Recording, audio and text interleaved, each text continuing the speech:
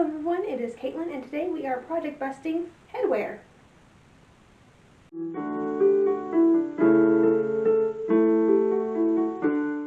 Alright, so let's start with the 1860s bonnet. This is the one that I made myself. Actually, a very long time ago did this. So it's just a straw bonnet. And yeah, I just sewed all that together. Using Anna Warden Smith's directions, and if I can find those again, I will link to her blog below, so you can check those out. I have never been able to replicate it. I've tried a couple times. This is the closest I've gotten to a period shape, and I really like this bonnet, so I'm looking forward to fixing it up. Some of these florals on it are not correct. Some of them have plastic bits in them. I made this again a really long time ago, before I knew better. So we're going to retrim the whole thing. Also, it needs to be faced and lined. These ties are not silk or anything period appropriate, so we need to work on that. Honestly, these aren't silk either, but you don't get to be picky about the wider widths of ribbon anymore. So this is what's considered acceptable right now because this is what we have available to us. But yeah, let's go ahead and get started. We start by taking it off the head. And I'm kind of hoping I can leave the curtain, which is like this part, on and not have to redo that.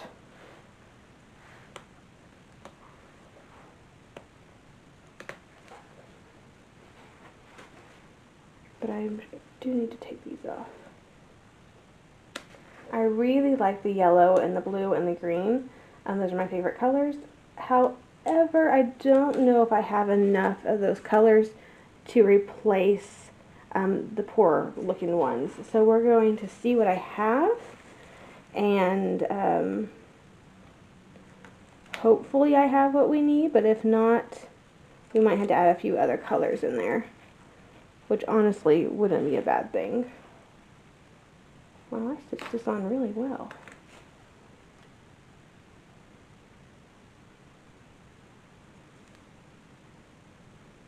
Alright, so here's our little bonnet. I cut a facing out of silk taffeta, and it's just about 4.5 to 5 inches wide, and it's just the length of my bonnet plus a little bit for seam allowances. I'm going to match up the centers.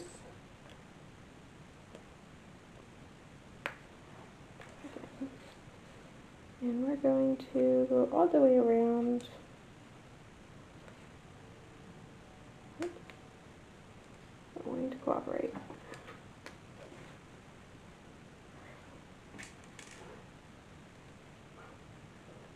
So at this end here, I want to make sure I'm going to cut part of this off.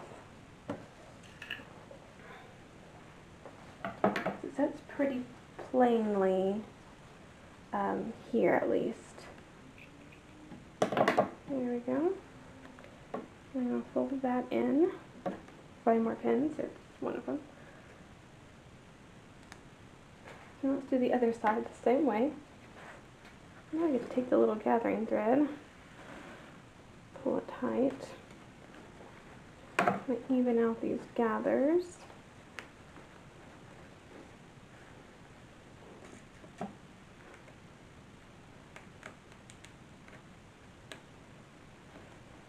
Which the 4.5 inches may have been a little much.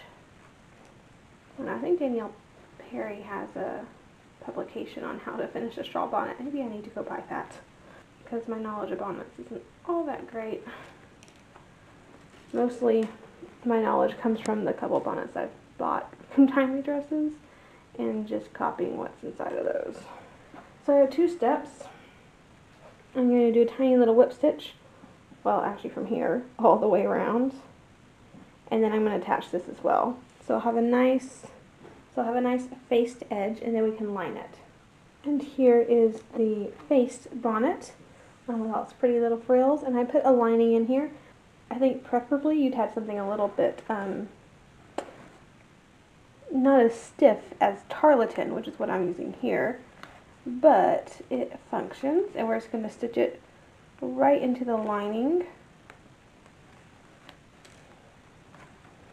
And I just cut, I think it's like a 4-inch strip, kind of just guesstimated. I didn't really measure anything. And then cut it down to kind of fit inside there. After this we get to work on the frill, which is kind of the replacement to the cap back when they stopped wearing caps underneath their bonnets, but still wanted the pretty little white bit. So I was a very fine cotton netting that I cut 4-inch strips out of, folded them in half, and I'm going to box pleat those. And then we'll come back and put them on or inside the bonnet. Frill is pleated. I did box pleats and I'm sewing it in currently.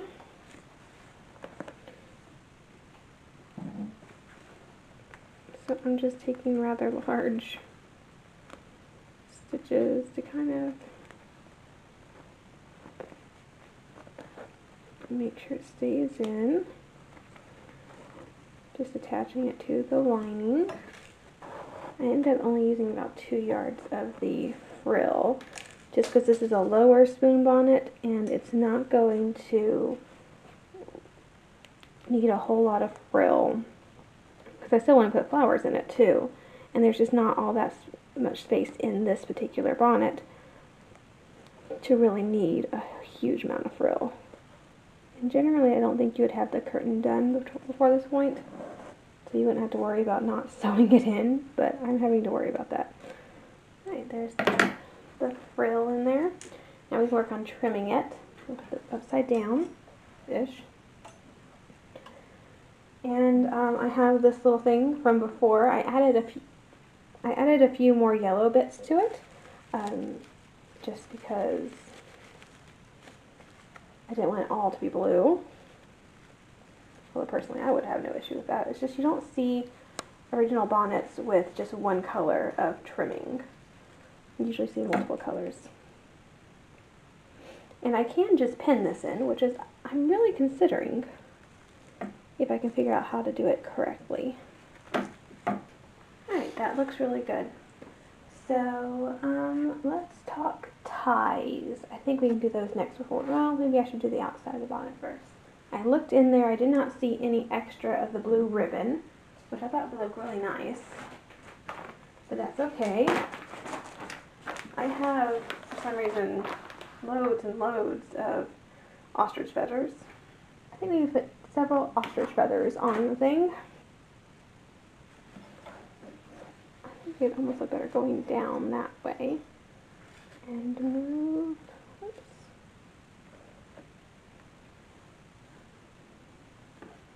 And this I'll probably stitch on. I have more of these pansies, which I thought would look really cute. I just right here maybe. I have the yellow rose, which I'm not sure if I'm going to use, and plenty of little flowers that we can kind of fill in to make a little sprig going down. I'm going to work on this a little bit, so I can decide exactly what I want to do. Bonnet is now trimmed. I added a lot of feathers to the back. I thought they kind of looked good, so there's like 5 feathers back here, which is kind of fun. But yeah, there's the fat flowers in the front, or on the back, and then there's the ones in the front. I ended up stitching these down since I was stitching down the rest of it anyway. And now we're ready to put on ties. We're going to put on the functional ties first, which is just some silk ribbon that's not really meant to be seen. And this is just inch-wide silk ribbon and I cut it white because it's the same color as the interior trimming, so I thought it would match really well because this is not supposed to be seen. I think I cut them around 16 inches long, if I remember correctly, 16 to 18. And I cut them, and then at the end I cut them at the bias so that they won't ravel as easily. And now we're going to put in the other ties.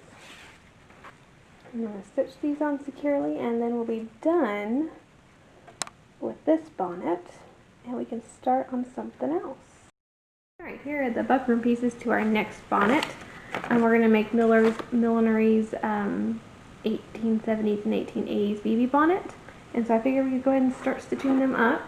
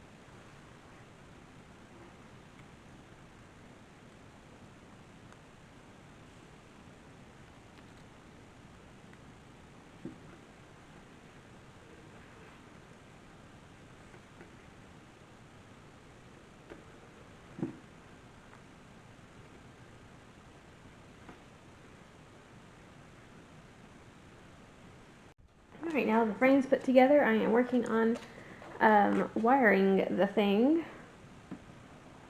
which is always fun. I'm just kind of whipping the wiring.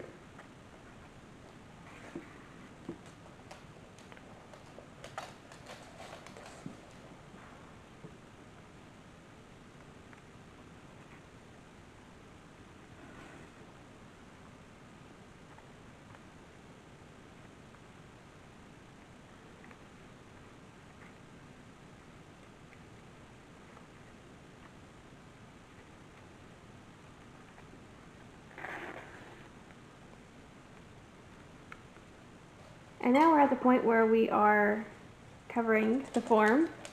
So I did the brim part, and I'm going to do this part. And then I think it might be easier to line and face it, just with the shape, before I do anything else. I think you're supposed to cover the whole thing first, but I thought it'd be easier to hide stitches and that sort of thing if I did it the other way. Just because of the shape of this bonnet. Like with 1860s bonnets, it makes sense to do the whole top part first before you do the facing or anything, but with this shape, it just seems like it's more logical to do it the other way. So I think we're going to try it the other way. Millinery is not a strong suit of mine. Like, it really isn't. I enjoy the decorating part of millinery, just not the building part of it. And for lining today, I thought we'd do the same thing that we did with the 1860s bonnet, which is tarlatan for the lining and silk for the facing. We're going to do it the same way, because if I'm reading the pattern directions correctly, you just cut a strip and do it the same way. Which I don't plan on putting many trims in the top of the bonnet, if any. I had to look at it with my 1870s hair before I make a final decision on that. So I think the gathered bit will actually look really nice. Kind of a serve decoration itself. So essentially it's the exact same thing as before. I have to remember to run a gathering thread because I haven't yet. But I really am liking the black base of the bonnet with the white facing. I think it's very elegant, and if I ever decide to retrim this bonnet, I have a lot of options. Like, I'm going the red and white route this time, but because it's such a neutral bonnet, it's going to be really nice to kind of redo if I ever need to, which is always a good thing. Neutral bonnets are really good. And likely this will be my only 1870s bonnet, because I really don't do 1870s very much. Maybe worn that gown 3 times since I've made it, and that was probably 4 years ago, so. Although really this last year doesn't really count because, yeah, we didn't get to do much of anything. covering this bonnet. I have not lined it yet. I decided to just do the facing and then we'd line it afterwards, and I thought that made way more sense. So this one's fairly easy, just to kind of do a little running stitch with tiny little stitches.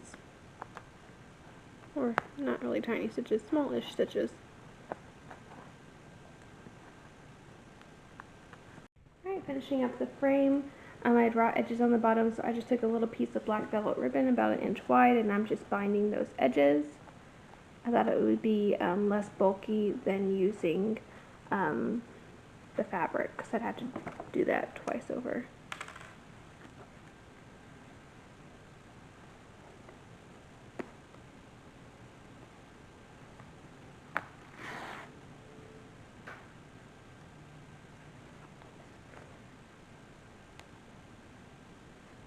And then I also get to sew on the lining, only I want to do that white thread, just in case it shows a little bit from the front.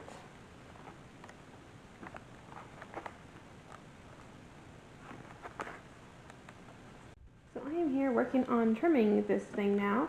It's kind of looking like Mary Poppins' hat for some reason. I think it's the black and the little white flowers and little spots of red.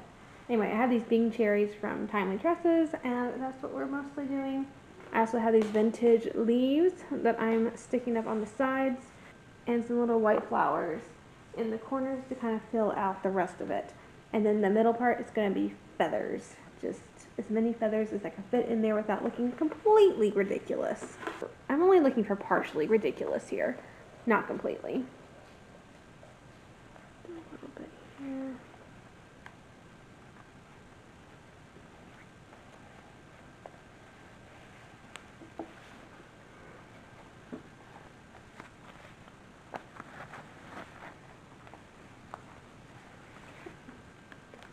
I'm going to do that one again.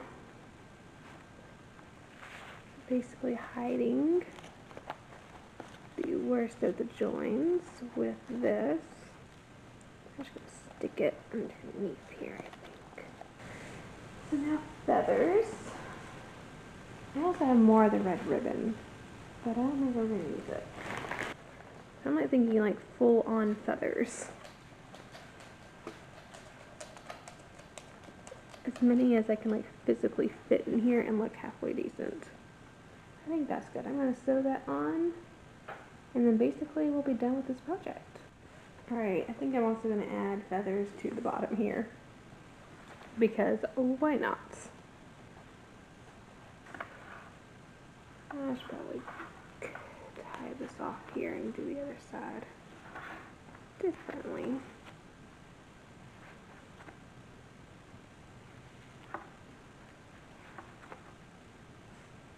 And the pattern, my pattern mentioned, and I confirmed by looking at originals, that the 1870s trimmings tended to be all around the bonnet, and in the 1880s they decided to go as high as possible, just piling things on top. So I was trying to go for a more circular, roundish look, just by getting trimming all around the bonnet. I don't think there's a lot of trimmings. I'm going to just leave it plain for right now. But yeah, I actually rather like that. I love the colors. So I think we have one more project to do, and then we can try them all on. I think I might need to iron these ties beforehand, though. They're a little wrinkly. Alright, so this is actually a sortie cap, which I believe was published in 1859. It was Godey's Lady's Book anyway. So it's like a little cap that I guess keeps your head warm. It's knitted. I've made one so far. It's purple, and I've used it once so far. But I found this one in the bucket of incomplete projects, and I don't even remember doing the blue one. Apparently I knitted a blue sortie cap. So we're going to go ahead and finish it. I did this end, and basically I'm just taking all these little loose parts and weaving them in and out and making it quite tight at the end. So that is what I'm doing currently. At which point we're going to put ribbons on the ends. which is fun. So I didn't have any blue ribbon that looked like this blue, and so instead I picked a brown, so it's a complementary color, which I think will work.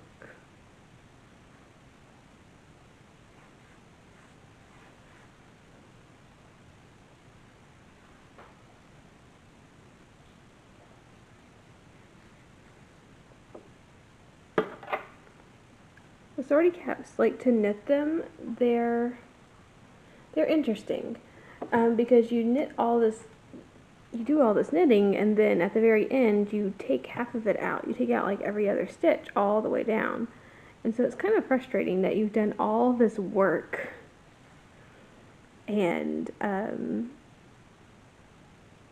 not, and you end up taking half of it out. But it's also interesting because the first time I made it, I thought it was like super, super tiny. But when you take every other stitch out, it grows tremendously. And so you do actually have to follow the pattern. Which the first time I made it, I didn't until I took it all out. And then I realized, oh, it was good the way it was written. Here is one end of my completed sortie cap. So I did a double bow, which I always think is a cute addition. So anyway, here's the end, and I've just been taking both ends together and kind of stitching them through a few times, just with regular thread.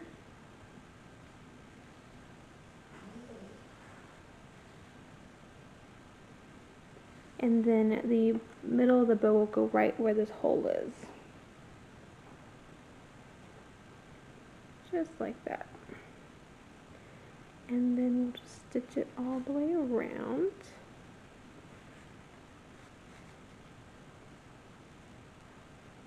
Just make sure the bow is not going to come out.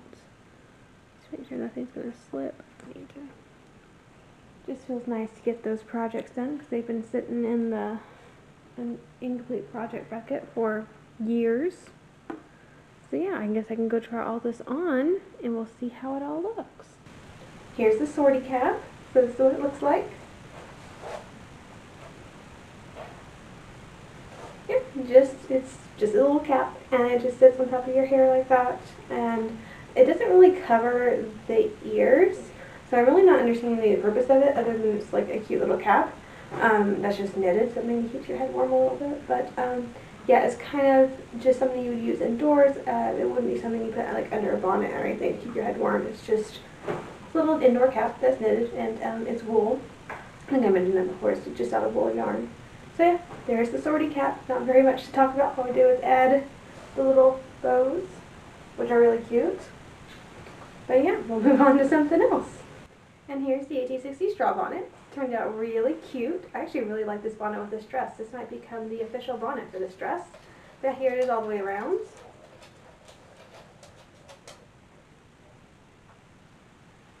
I really like that I added the feathers this time. I think that added a really nice touch, and of course the little frill. It just looks so nice now, and I really like this bonnet now, which is awesome. So it's just another thing that's out of the closet here. It can go into the finished closet, which is wonderful, because I have too many things that are in this closet that just need to, you know, just a few steps. Just retrim the thing, send it on over there. You finish putting the ruffles on, send it over there. And yeah, so this is going to be a new segment we're going to do on the channel just every once in a while, maybe like once a quarter. We'll go through and like do all the projects that have anything remotely to do with each other. So like I have at least 3 mantles in there that one of them just needs tassels on it. It's my winter mantle, and I have 2 summer mantles that are a silk cotton blend. I think there's 2, maybe not, maybe not. I think there's 2. And they just need the ruffles put on them, and that's really easy. I think I even have the gathering threads already in there. All I have to do is like stitch it up. So there's like no reason not to do that. I think we're gonna do that one next, maybe in the summer. But yeah, so this one was really well. I think what I'm going to do next is go get on my 1870s hair. I'm going to attempt to get on that 1870s dress. I haven't tried it on in 3 years, so I don't know if it's gonna fit. If not, I'll just put on a late 1860s dress. and we'll pretend, okay? We'll see. Alright, and here we are. The 1870s dress, it actually physically fits, sort of. I mean, there's definitely some non-fitting here, but I was able to get it physically on my body, which I was not expecting. So yeah, very cool. But yeah, it's just basically a bodice, and there's an overskirt and an underskirt-ish thing. Anyway, but yeah, this is it. And the bonnet, it doesn't look like the engraving at all, but it looks okay. I thought the colors looked really good with the dress, since it's just mostly blue and black. I thought black and red and green would go with it really well, and I think it does. So here's the whole thing.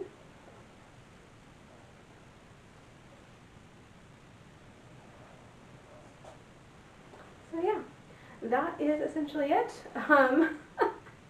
I'm just actually really impressed this actually still kind of fits.